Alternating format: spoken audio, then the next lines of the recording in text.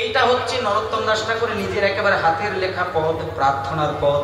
আপনারা প্রত্যেকটা মাকে বলছি, অন্তত সন্ধ্যাবেলায় তুলসী তলায় এই প্রার্থনার পদটা আমি পুরোটা গাইলাম না, আপনারা যদি ইউটিউবেও সার্চ করেন নরোত্তম দাস ঠাকুরের প্রার্থনার পদ বললে এটা পুরোটাই দিয়ে দেবে, আপনারা মুখস্থ করে সন্ধ্যাবেলা রোজ গাইবেন। এবার নরোত্তম দাস ঠাকুর একদিন অন্তরঙ্গ ভক্তদেরকে ডেকে বলেছিলেন, ওগো আমি যেদিন মরে যাব সেদিন তোমরা আমার দেহটাকে নিয়ে পদ্মার জলে ভাসিয়ে দেবে। বলতে বলতে কিছুক্ষণের মধ্যেই উনি আমাদেরকে ছেড়ে বিদায় নিলেন এবং ওনার দেহটাকে পদ্মা নদীর জলে ভাসিয়ে দিলেন। এবং একটা অদ্ভুত ঘটনা বলি শেষকালে, ওনার দেহটাকে যখন পদ্মার জলে ভাসিয়ে দেয়, এত বড় দেহটা সাদা দুধ হয়ে নরোত্তম দাস ঠাকুরের দেহটা বিলীন হয়ে গেল।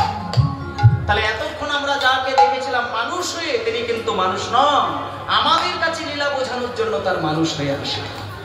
জয় নিতাই। আজকে আমরা বিশিষ্ট বৈষ্ণবের ঘটনা শুনলাম, এটা সব জায়গায় এত মন দিয়ে কেউ শোনে না, কিন্তু এটা বলতে পারি নরোত্তম দাসের চরিত্রটা যার বোঝা আছে, সে বৈষ্ণব জগৎ সম্পর্কে তার ধারণাটা পরিষ্কার হয়ে গেছে। তাই এখানে সেবার ব্যবস্থা রয়েছে, প্রসাদের ব্যবস্থা রয়েছে, আপনারা প্রসাদ গ্রহণ করবেন।